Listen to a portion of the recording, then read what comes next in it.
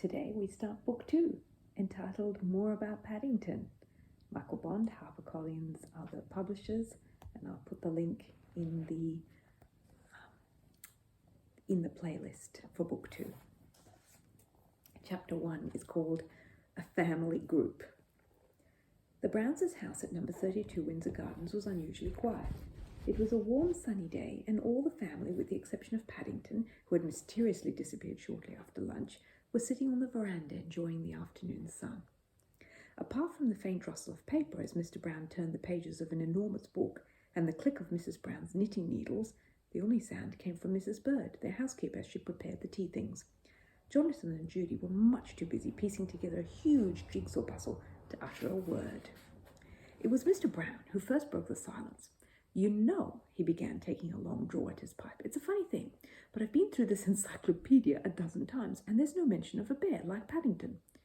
"Ah, and there won't be," exclaimed Mrs. Bird. "Bears like Paddington are very rare, and a good thing too, if you ask me, or it would cost us a small fortune in marmalade."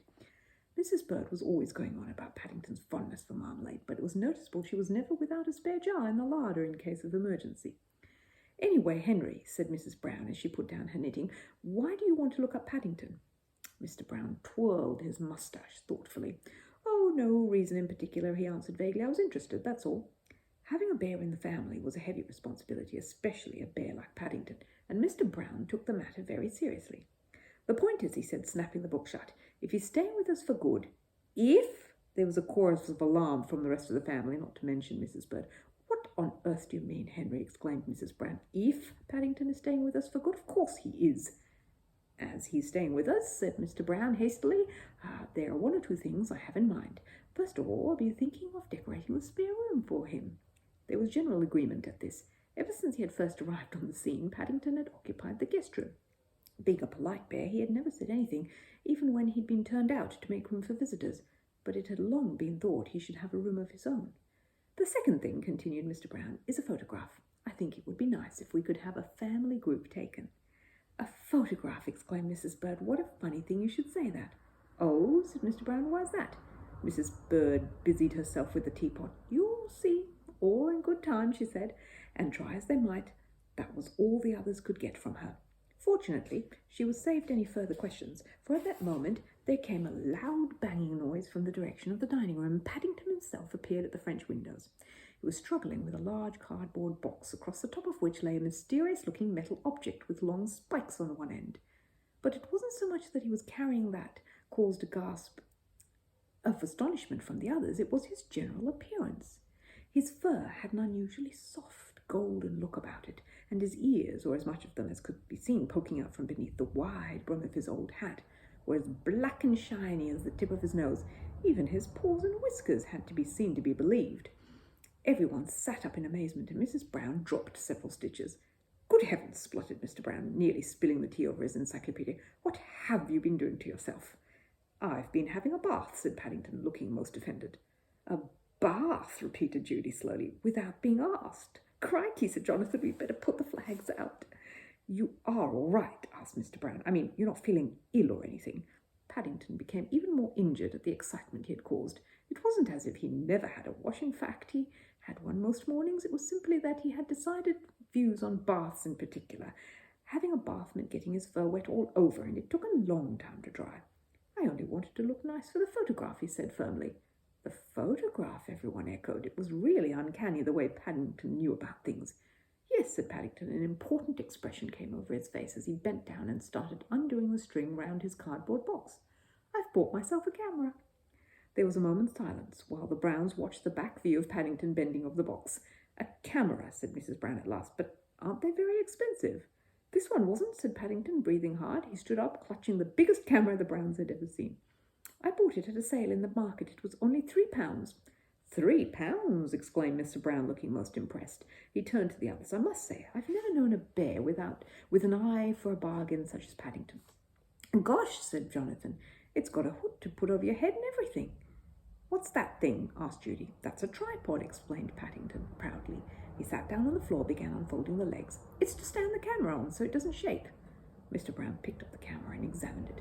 As he turned it over, some rusty screws and several nails fell out. "Isn't it rather old?" he asked without thinking. It looks as if someone's been using it as a workbox instead of a camera." Paddington lifted the brim of his hat and gave Mr. Brown a hard stare. "It's a very rare sort," he replied. "The man in the bargain shop said so." "Well, I think it's super," exclaimed Jonathan excitedly. "Bags, you take my picture first, Paddington." "I've only got one plate," said Paddington decidedly. "Extra ones cost a lot, and I haven't any pocket money left, so I'm afraid you'll all have to be in a group." "It certainly looks most complicated and rather large for a bear," remarked Mrs. Brown as Paddington screwed the camera onto the tripod and then adjusted the legs so that they were the right height. "Are you sure you'll be able to work it?" "I think so," said Paddington. His voice became muffled as he disappeared underneath the black hood at the back.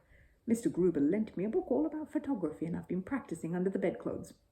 Mr. Gruber, who kept an antique shop in the Portobello Market, was a close friend of Paddington and helped him with all his problems.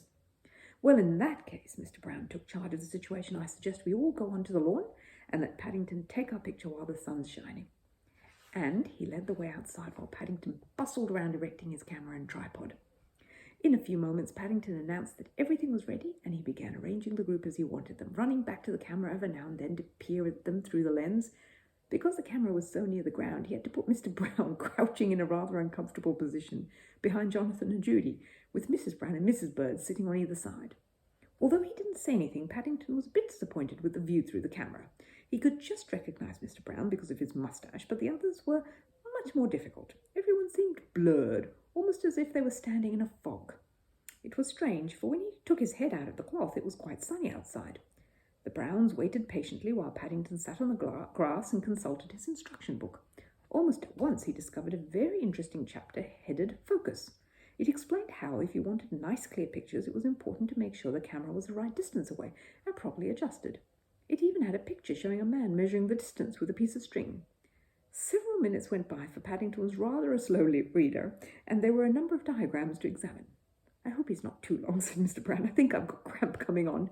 "He'll be disappointed if you move," said Mrs. Brown. "He took such a lot of trouble arranging us all, and it looks very nice." "That's all very well," grumbled Mr. Brown. "You're sitting down." "Shh," replied Mrs. Brown. "I think he's almost ready now. He's doing something with a piece of string." "What on earth for?" asked Mr. Brown. "It's to measure you," said Paddington, tying a loop at the end. "Well, if you don't mind," protested Mr. Brown when he saw that Paddington was up to, "I'd much rather you tie the other end onto the camera instead of this end to my ear." The rest of the sentence disappeared in a gurgle as Paddington pulled the string tight. Paddington looked rather surprised and examined the knot round Mr. Brown's ear with interest. "I think I must have made a slip knot by mistake," he announced eventually. Paddington wasn't very good at knots, mainly because having paws made things difficult for him. "Really, Henry," said Mrs. Brown, "don't make such a fuss. Anyone would think you'd been hurt." Mr. Brown rubbed his ear, which had gone a funny mauve colour. "It's my ear," he said, "and it jolly well does hurt." "Now where's he going?" exclaimed Mrs. Bird as Paddington hurried off towards the house.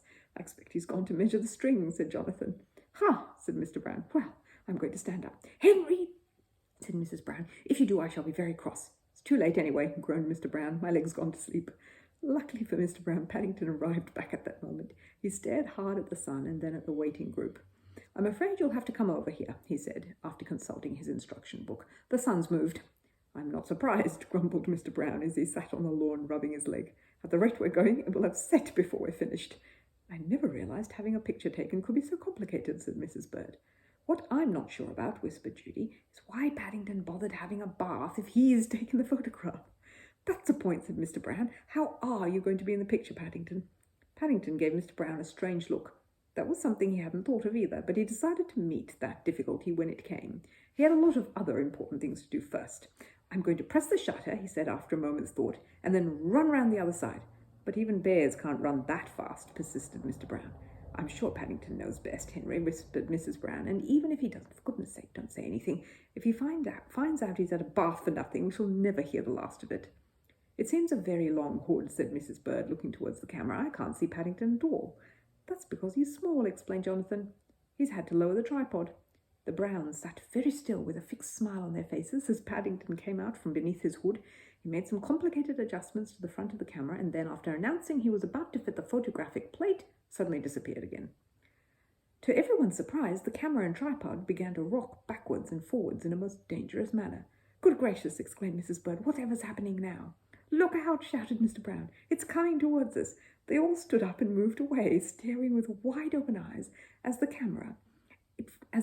the camera as it followed them. But when it got to within several feet, it suddenly stopped, then turned left and headed towards a rose bush. "I do hope he's all right," said Mrs. Brown anxiously. "I wonder if we ought to do something," said Mrs. Bird, as there was a muffled cry from Paddington. But before anyone could reply, the camera rebounded from the rose bush and shot back across the lawn. It went twice round the pond in the middle, and then jumped up in the air several times before toppling over to land with a dull thud in the middle of Mr. Brown's best flower bed. "Good heavens!" shouted Mr. Brown as he rushed forward. "My petunias!" "Never mind your petunias, Henry," exclaimed Mrs. Brown. "What about Paddington?"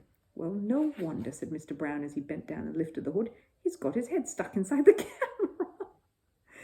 "I should be careful, Dad," said Jonathan, as Mr. Brown began pulling at Paddington's legs. "His whiskers might be caught in the shutter."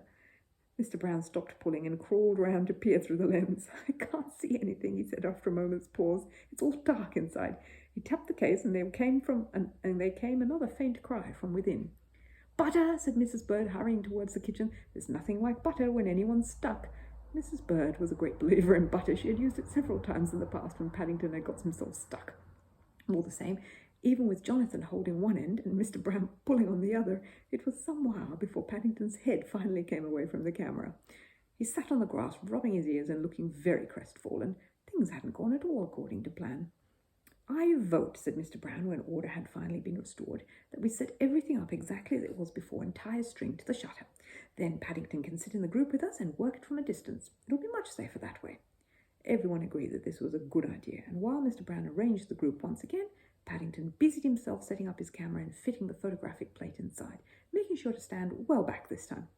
There was a slight setback when he pulled the string too hard and the tripod fell over, but finally the big moment arrived. There was a click from the camera, and everyone relaxed. The man in the photographic shop looked most surprised when Mrs. Bird, all the Browns, and Paddington trooped in through the door a little later. "It's certainly a very rare sort," he said, examining Paddington's camera with interest. "Very rare. I've read about them, of course, but I've never actually seen one before. It must have been kept in a pantry or something. It seems to have a lot of butter inside it." "I had a bit of an accident when I tried to put the plate in," said Paddington. "We're all very anxious to see the result of the photograph," added Mr. Brown hastily. "We were wondering if you could do it for us while we wait." The man said he would be only too pleased to oblige. From all he had seen and heard, he was quite eager to see the picture, and he hurried off to his dark room, leaving the Browns alone in the shop. He couldn't remember ever having a young bear photographer in the shop before. When he returned, there was a puzzled expression on his face. "You did say you took this picture today?" he asked, looking through the window at the bright sunshine.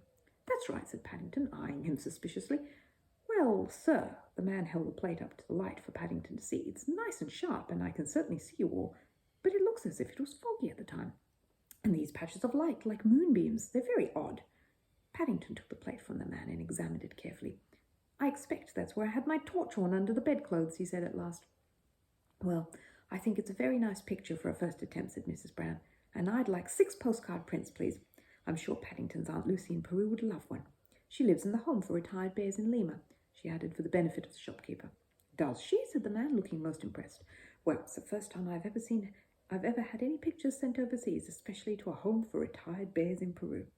He thought for a moment. "I tell you what," he said, "if I could borrow this camera for a week to put in my shop window, I'll not only do the prints you want, but I'll take a photograph of each of you into the bargain. How's that?" "I might have known," said Mr. Brown as they were walking home, "that if Paddington took our photographs, something odd would happen. Fancy getting all those pictures for nothing." "Bears always fall on their feet," said Mrs. Bird, looking at Paddington. But Paddington wasn't listening. He was still thinking about his camera. Early next morning he hurried down to the shop and was pleased to see it already occupied a position of honour in the middle of the window. Underneath it was a notice which said, "A very rare type of early camera, now owned by Mr. Paddington Brown, a young local bear gentleman." But Paddington was even more pleased by another notice next to it which said, "An example of his work," and underneath that was his picture.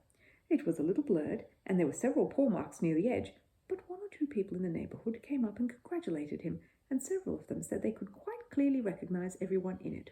All in all, Paddington thought it had been a very good £3 worth.